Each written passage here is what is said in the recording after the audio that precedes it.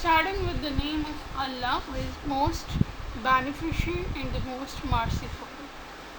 Assalamu alaikum, dear all students. Welcome all of you in our online based class once again. Let's start our today lecture about Bryophytes. This is our introductory lecture. This lecture will cover general account about Bryophytes. So let's start. Students, as you all know, Bryophytes as a term derived from two Greek words. Number one, bryo. Bryo means tree or moss.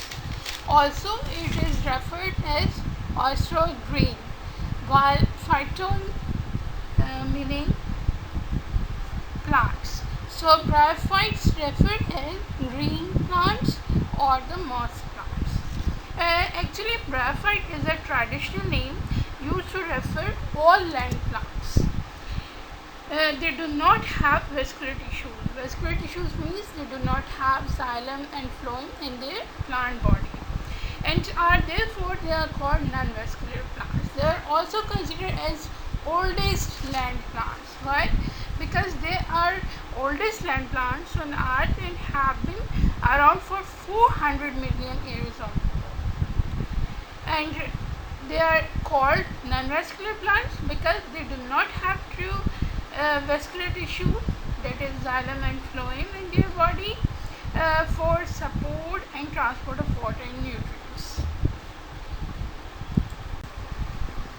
Students, now we are going to discuss about habit and habitat of bryophytes. Actually, bryophytes are considered as amphibians of the kingdom plant. Why bryophytes called as amphibians of plant kingdom? Because these are the group of plants that grow in two well-defined habitats. This is the water and the lands. The plants which grow in water are generally called the aquatics, and the best example of aquatic plants are the algae. And the other group of land dwellers are called terrestrial plants. The example of terrestrial plants are seed plants, spermatophytes. For example, gymnosperms and angiosperms. So, all the plants which are included generally in angiosperm and gymnosperms, mostly they are terrestrial plants. But bryophytes are the group of plants which occurs between these two extremes of habitats in a transitional zone. And the transitional zone is represented by the swamps and the areas where water and land meet.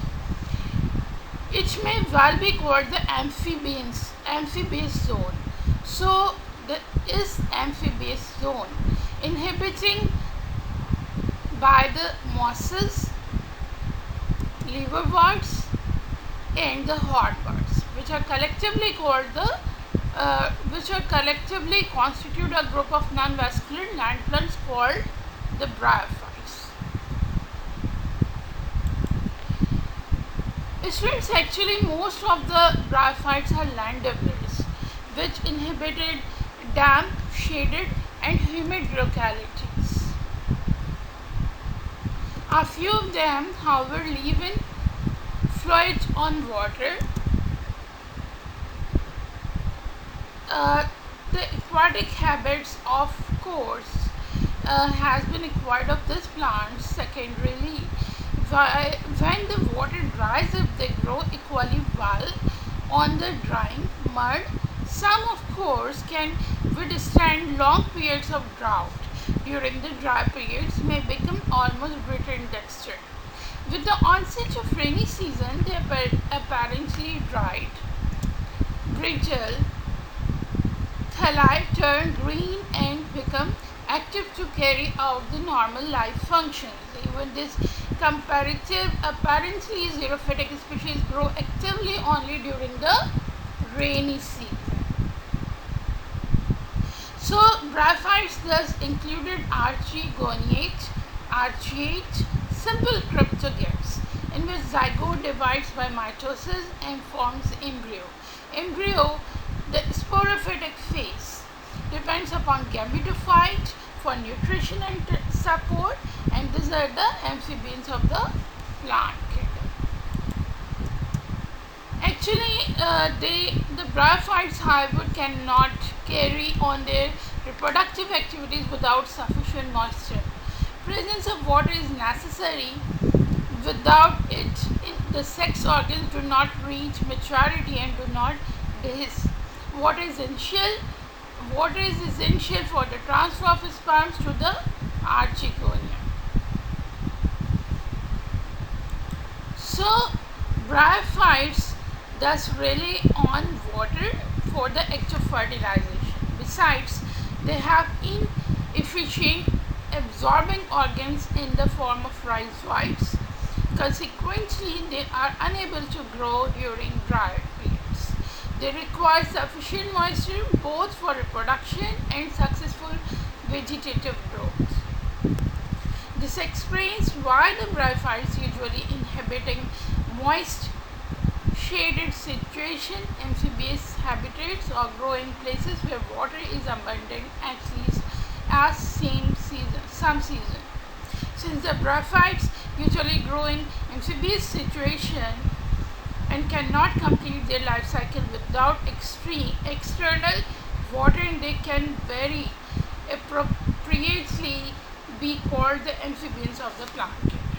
So students, I hope it is clear to you, bryophytes are called amphibians of the plant kingdom because these plants can live in soil but are dependent on water for sexual reproduction. Their male gametes are flagellated, but it requires water to reach the female egg or female organ for the fertilization.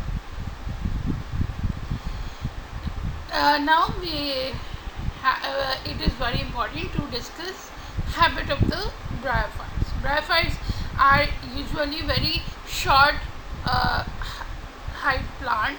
They are usually few centimeter tall plants, and they are usually grow in damp, shaded and humid areas. Mostly of them are 2 to 5 centimeter tall, or others less than 10 centimeter. So they are simplest terrestrial organism.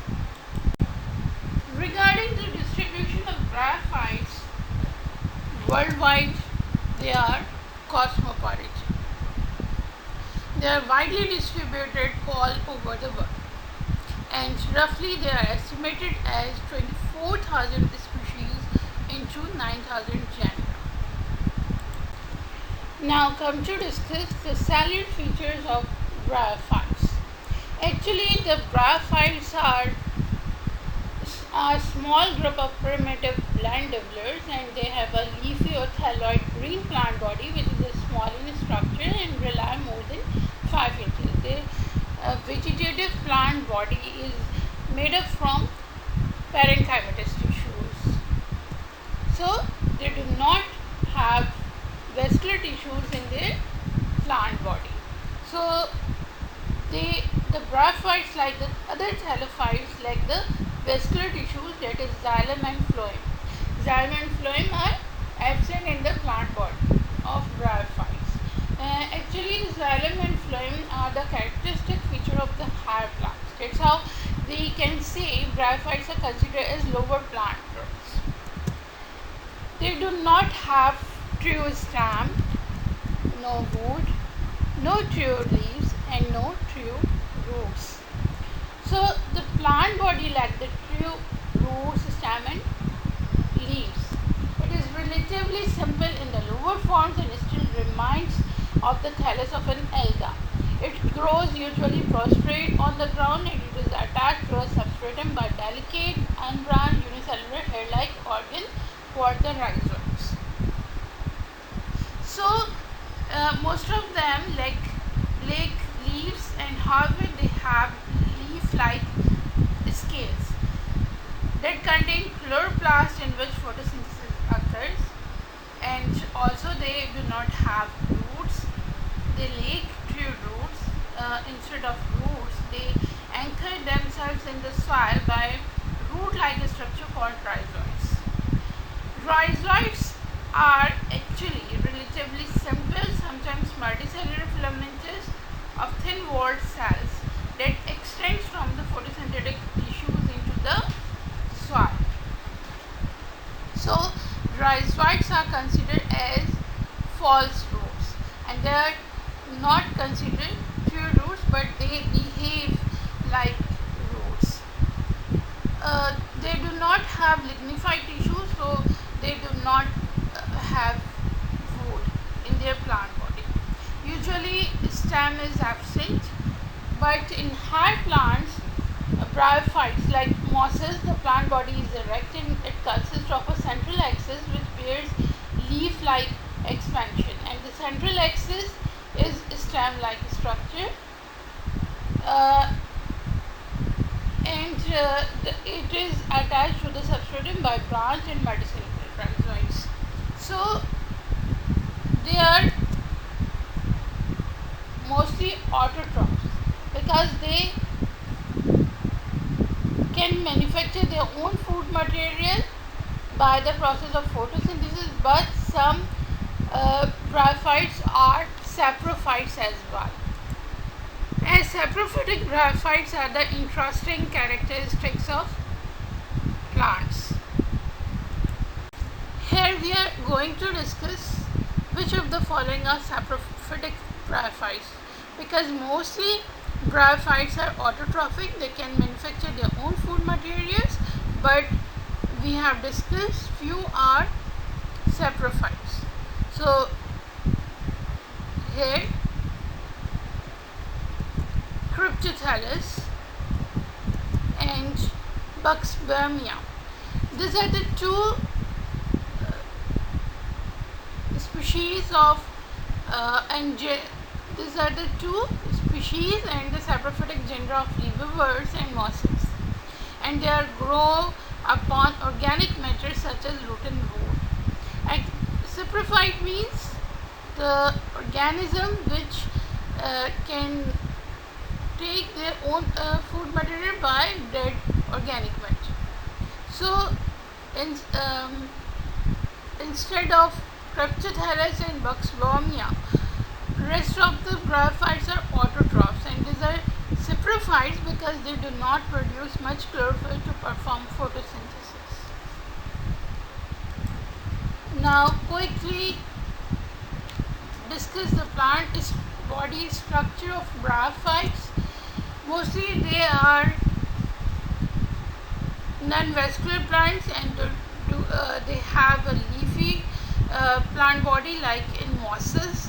Mosses are the higher bryophytes or thalloid green plant body like in liverworts. Liverworts are the primitive bryophytes. They are very small plants. They are rarely more than 5 inches tall. As we have discussed, they have no wood to lend them structural support, nor do they have large leaves or showy cones or flowers. So they are non-flowering plants.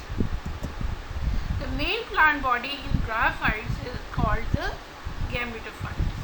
The bryophytes are gametophytic dominant plant, meaning the first phase or the prominent or longer leaf plant phase is the gametophyte, and the gametophyte is the haploid phase of the plant body.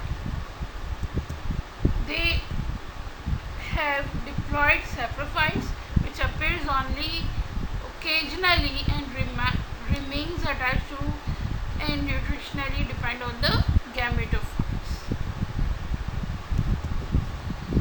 These are the body structure of moss and liverworts, in which you can observe rhizoids as the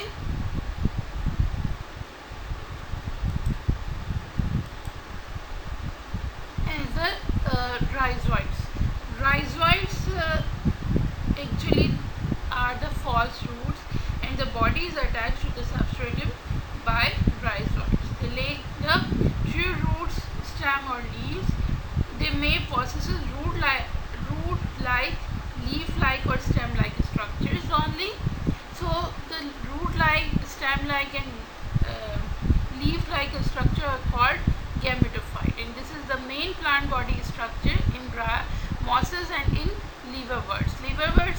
In liverworts, the body structure is usually thalloid.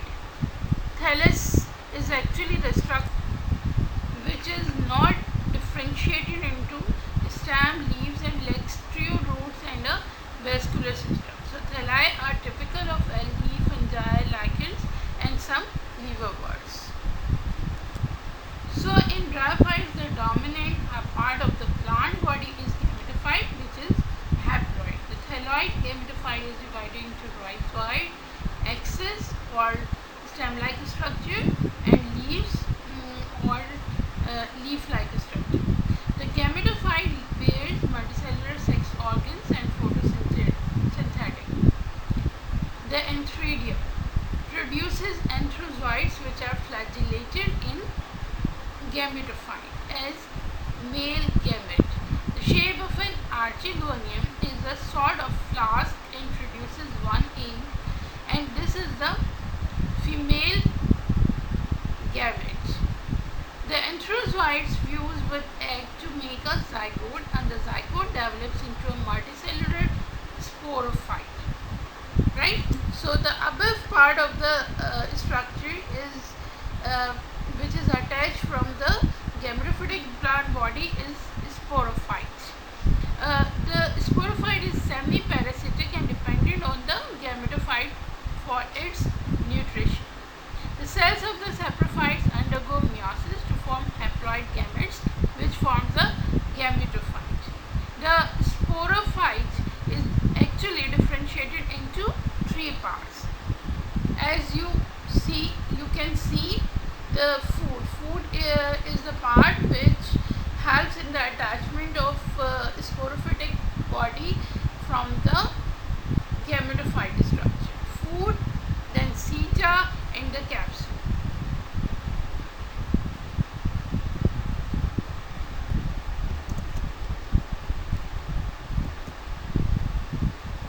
In their vegetative structure, they have become completely adapted to the land habit.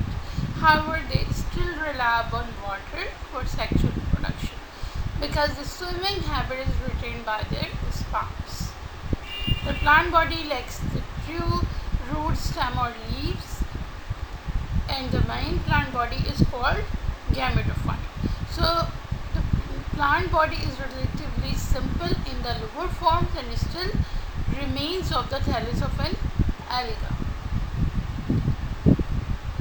It grows prostrate on the ground and is attached to the substratum by delicate unbranched unicellular hair-like organs called the rhizoids.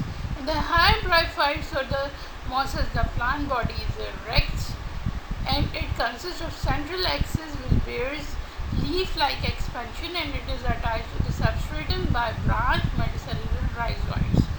And like the thallophytes, the most conspicuous phase is the life cycle is the gametophyte, and it is independent and concerned with the sexual reproduction. So in bryophytes, the main plant body is called gametophyte, which bears root-like, stem-like and leaf-like structures, and in liverworts the structure is thalloid, and upon this gametophytic haploid body, sporophyte is developed, which bears food, seta and capsule. Seta is the elongated part, while capsule is the soilent part which bears sporangia. Sporangia contains numerous spores after meiosis. Spores are the microscopic haploid structure that develops again or germinates again into new gametophytic plant body. So this is the vegetative structure of the bryophyte. The bryophytes reproduces by three modes of reproduction. Vegetative means sexual and asexual modes of reproduction. Vegetatively, bryophytes multiplies rarely, while sexual and asexual mode of reproduction is common method of reproduction. The gametophytes reproduces sexually by the formation of gametes. Male gametes and female gametes fuses by fertilization, and they produces sporophyte. And whereas the sporophyte reproduces by the formation of spores. Spores are the microscopic haploid body which therefore germinate as gametophytic plant body. So therefore the mode of reproduction in sporophyte is asexual. Number one is vegetative reproduction. In bryophytes, actually a piece of a gametophytic main plant body breaks off and then lands in a suitable habitat will grow into a new gametophyte. This is called vegetative mode of reproduction, in which only the parent plant body is involved in the multiplication of bryophytic plant body or the new plant or new gametophytic plant body development or germination. So the breakage may be accidental, such as by animal trampling or erosion, leading to fragmentation of an existing bryophyte colony. So the vegetative propagation or the vegetative reproduction occurs in bryophytes by means of four methods, in which number one is by death and decay of the older portion of the thallus or by fragmentation. For example, this type of vegetative reproduction are commonly occur in Rixia, Margentia, Anthoceres, and some mosses like Asphagnum. The second mode of vegetative reproduction is by persistent episex. For example, in Rixia, Anthoceres, and Cythodium. The third is by tubers. For example, it is observed in Rixia, Anthoceres, Sonocephalum, etc.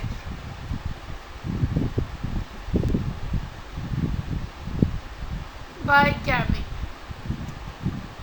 For example, in mosses. This four type of vegetative reproduction can be well defined by this diagram, in which you can show you can easily observe tubers, gamma, and by this new vegetative plant is produced.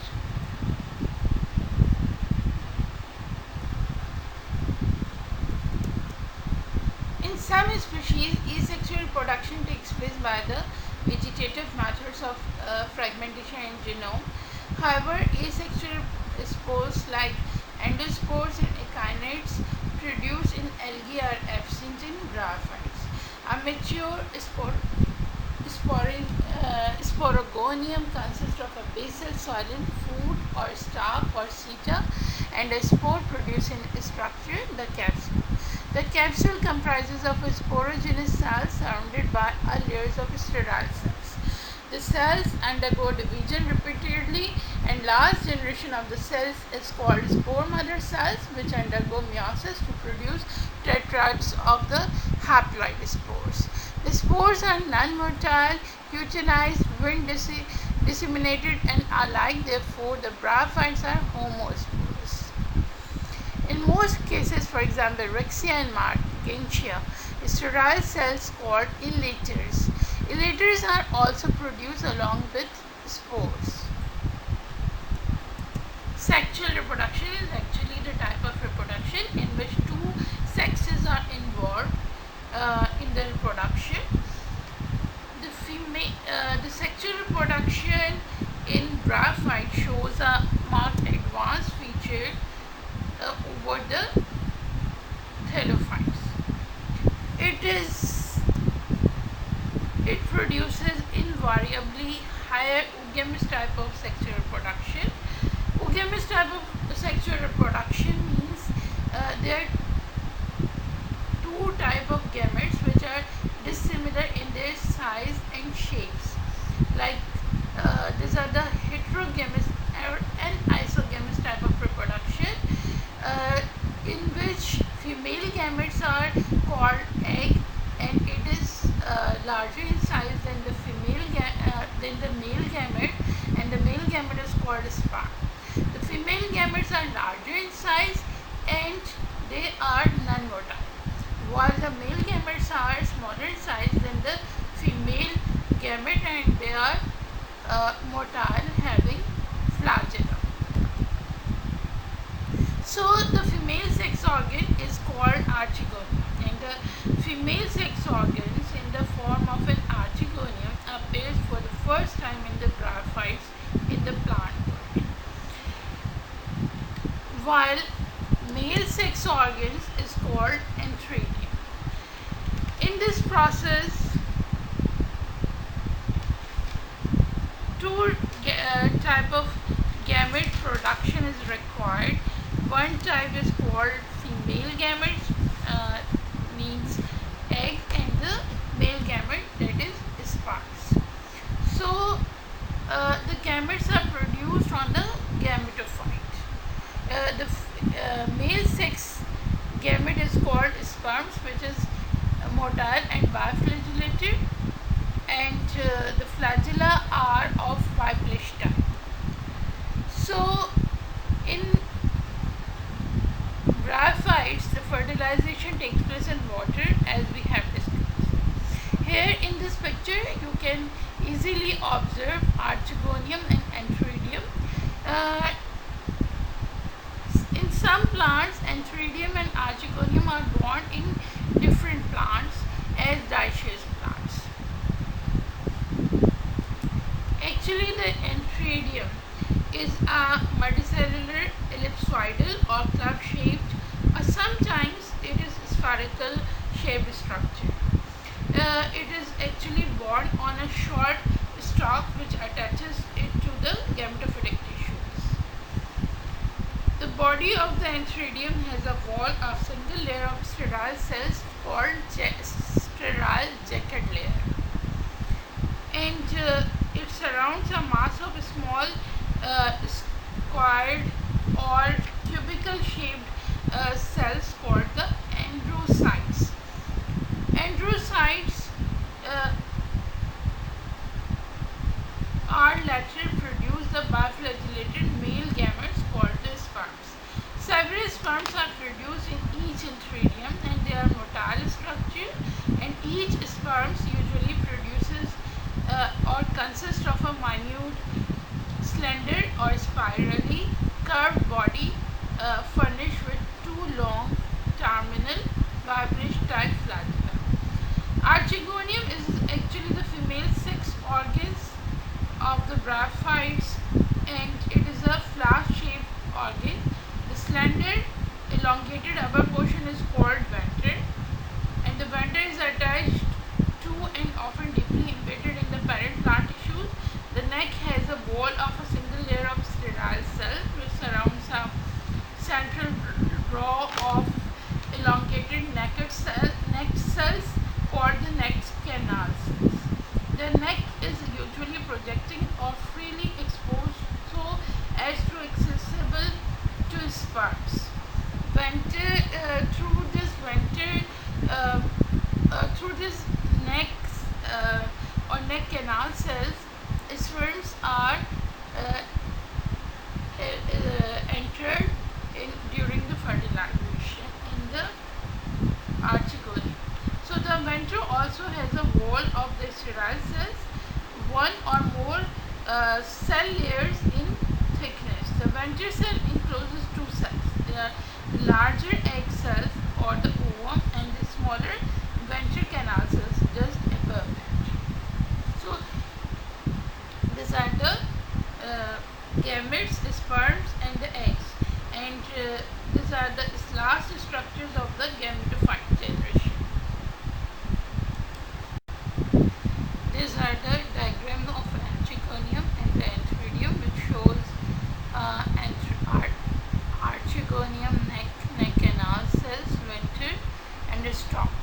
While here cuff-shaped structure with sterile jacket layer is antheridium. This picture or diagram shows fertilization in bryophytes.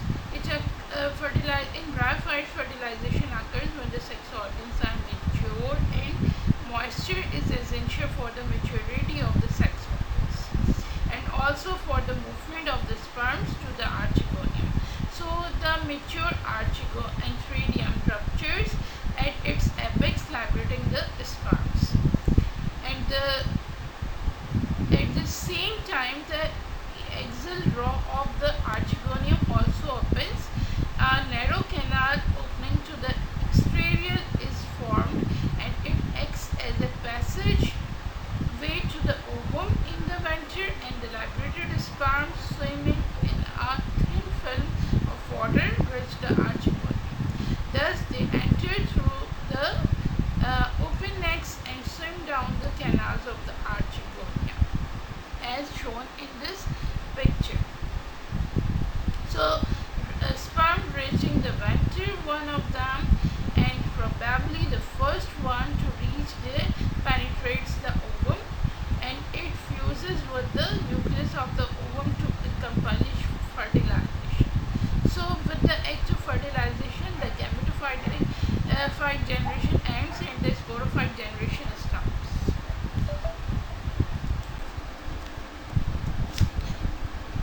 With fertilization, the second phase in the life cycle of bryophytes starts, and this is called sporophyte.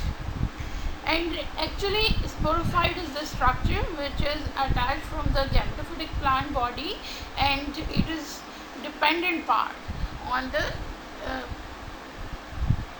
gametophytic structure. The pioneer structure of the sporophytic phase is the zygote. Here the question arises, what is mean by zygote? Actually the zygote is the fertilized egg or ovum, but the zygote can not germinate directly to produce the gametophyte plants. It undergoes segmentation to form an multicellular undifferentiated structure without any resting period called an embryo. Embryo actually obtains its nourishment directly from the thallus of the parent gametophyte to which it is originally attached. The embryo, by further segmentation and differentiation, finally develops into a structure called sporangium. This embryo develops second adult phase, adult structure called the sporangium. So it remains diploid as spore mother cells, and it is usually differentiated into three parts, that is the food, the seta and the capsule. Actually food is embedded in the tissues of the parent gametophyte, and it absorbs nutrition for the sporangium, while seta is the elongated part that conducts the food absorbed by the food to the capsule. The terminal capsule, which is considered equivalent to a fern sporangium, is mainly concerned in the production of spore. Actually, sporangium is the whole product of the sexual eggs. It remains attached to the parent plant bearing sexual organs, oophytes.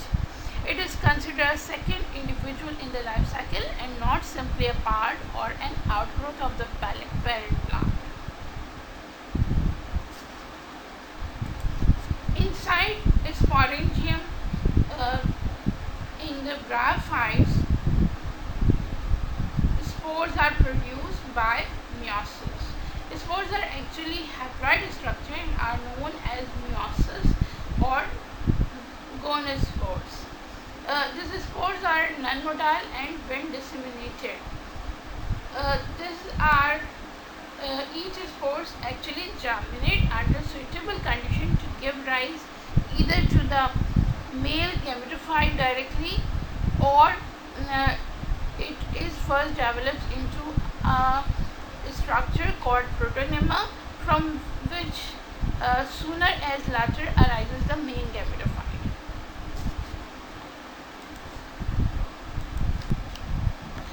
Life cycle of a plant is called alternation of generation because it is completed into a few phases. The life cycle of bryophytes is very interesting because it is split up into two phases. One is called gametophyte and the another is called sporophyte. Haploid and diploid generation alternating during life cycle. Sporophyte, that is multicellular spore forming diploid plant structure. Gametophyte, that is multicellular haploid plant structure, forms gametes. So the first phase, or thus in a single life cycle, this occurs two distinct multicellular vegetative individuals. One of this, as we discuss here, multicellular haploid phase, that is green thalloid like in liverworts or leafy mosses plant structure. The other is the sporogon. The green individual is the most, or the green structure is the most conspicuous of the two. It is an independent plant and it is haploid and bears the sex organs antheridia and archicle, which produce the gametes, sperms and eggs. As it bears the gametes, the green independent individual is called the gametophyte. It is concerned with the sexual reproduction. The gametophyte plant, along with the structure produced by its constituents or constitutes the gametophyte generation. So in the life cycle, it starts with the formation of meiospores and consists of green individual and the sex organs. The last structure formed during the phase are the gametes. The gametes fuse to form the zygote. So the zygote on germination does not produce the gametophyte plant. It undergoes to form an embryo, and embryo thus develops into sporangia. And sporangia is concerned with the production of spores and it is called sporophyte. So in bryophytes, alternation of generation becomes an integral part of the life cycle. It is a constant feature of all the species because the zygote invariably develops into a distinct sporophyte. Thus, haploid phase is gametophyte generation or sexual phase, which bears reproductive organs, produce enterozoites and eggs. And gametophytic structure are the long-lived, conspicuous as compared to the gametophyte. Gametophytic stage is dominant in life cycle, while diploid phase or 2N or the sporophytic stage is the gametic union result in the formation of zygote, which develops to zygote, sporophyte. Meiosis in spore mother cells or the sporangiums produce or form spores. Spores are the haploid structures. Spores formation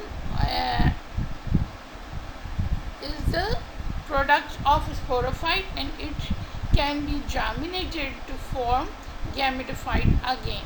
So cycle continues with alternation between gametophyte and sporophyte. Sporophyte depend on gametophyte. Heteromorphic alternation of generation is occurred in bryophytes. First, this is the typical graphic life cycle of bryophytes, in which you can notice bryophytic plants have the male reproductive organ antheridium and the female reproductive organ archegonium produce male gamete and the female gamete. Male gamete is antherozoids or sperms, that is haploid, and archegonium is egg or ovum, that is haploid. Both are fused to each other in by the process of fertilization or syngamy, and thus oospores or the zygote is formed, that which is diploid. Zygote or oospores thus change into embryo. Embryo thus form sporogonium. Sporogonium forms spore mother cells, and thus by the process of meiosis they form haploid spores. Spores can germinate into new gametophytic plants. Gametophyte is the haploid phase, while the sporophyte is the diploid phase of the plant body. While bryophytes any part or any piece of the bryophytic plants that are directly germinated into new individual by the vegetative reproduction. So this is all about the. Thank you so much, students, for being with me during this lecture. I hope the lecture content will be clear to all of you. Allah Hafiz.